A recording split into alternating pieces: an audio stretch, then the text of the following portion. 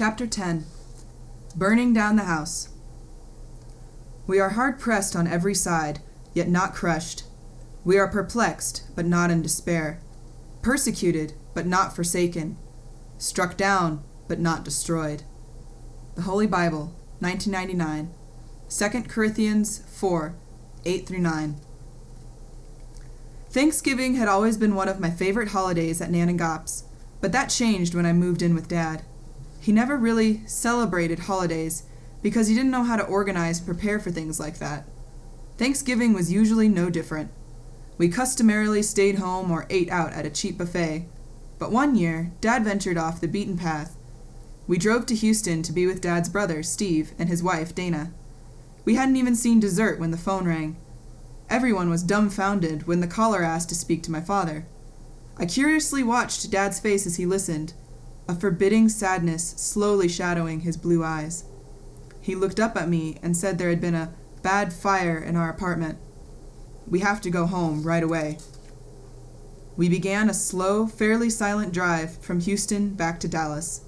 We had no idea what to expect when we got there. I realized that I was breathing slowly and exhaling deeply as we got closer to home, fear rearing its ugly head again. When we rounded the corner of the complex, the scene was sinister. All I saw was a charred black frame with no walls. The apartment was gutted. The friendly set of front stairs led up to nothing, just piles of ash, soot, and smoke. Bed springs were strewn about. We had nothing left but the clothes on our backs. More than 40 years' worth of my father's possessions were lost. They were gone, and our home had totally disappeared, all consumed by a force that not only eats, but also breathes. Investigators tell us that it was because of faulty, piggy-tailed electrical wiring that was common in the complex. But somehow, it felt as if it was my fault, even though I wasn't there when the fire erupted. We sifted through the ashes, hoping to discover remnants of our lives, hunting them out like priceless treasures. About every 10 minutes, I would have to stop, the appalling smell of smoke and ash permeating through the t-shirt I'd lifted up over my mouth and nose. To this day, the ashy burnt smell still clings to my nostrils. When I went to blow my nose, every tissue was black. The apartment was nothing but a partial blackened frame, so we obviously couldn't live there. We didn't even have a place to go sit down and put a plan together. We lived in a hotel, which made me feel like a refugee, homeless, a displaced person dealing with loss and change. I also learned something about loss that I never knew before. We would survive because nothing really mattered, except that we were both unhurt. I soaked in my father's courage and spirit. I think Mom would have crashed and burned if our house had. At 16, I assuredly would have followed her example. But even as Dad fruitlessly searched through the ashes for even the smallest mementos of the last 40-plus years of his life, he was composed and even remained grateful.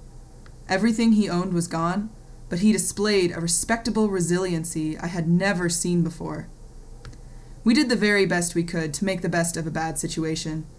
We bought the tape of the Talking Heads' famous song, Burning Down the House, and sang along together at full volume.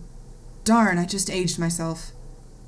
We also purchased a small crystal urn, filled it with ashes from the old house, and attached a placard to the front that read, Home Sweet Home.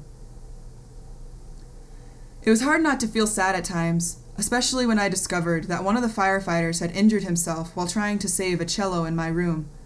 The department could not release his name for privacy reasons, so I never knew how badly he was injured. I was told by a cop who was a friend that the fireman had broken his back. For me. Firefighters quickly became my new heroes, and I vowed to always show my appreciation to them throughout my life. Sometimes I mistake a microwave's beeping for a smoke alarm. I keep at least 2 fire extinguishers on each level of my home, maybe out of paranoia or caution, perhaps both. We were both encouraged when we finally rented a different apartment. Opening that door, I felt like I was shaking hands with our new life. Dad went right back to working 11-hour days, and I worked at finishing high school. I moved out of Dad's apartment when I was 17 and worked full-time as a waitress in order to slowly furnish a 1-bedroom apartment not too far from him. I wasn't mad at him. I just wanted to live however I chose. I could not allow pain, anger, and resentment stand in the way of my relationship with Dad. and I didn't want to be hostile with my father. Life is too precious. But he was still unhappy to see me leave. All his life, he'd been fighting to get me, and when he finally did, I left him. I felt as though I'd been taking care of myself all of my life, so I really didn't need, ask, or receive help for anyone. I thought I knew it all, and even shacked up with my boyfriend of that year. Dad and I did small things in order to exercise our bond.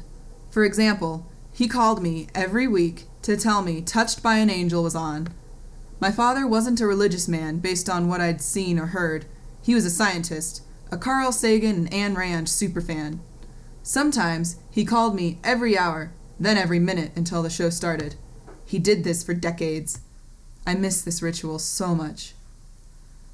I applied for the job of my dreams and knew I had gotten lucky when I started work at a huge restaurant.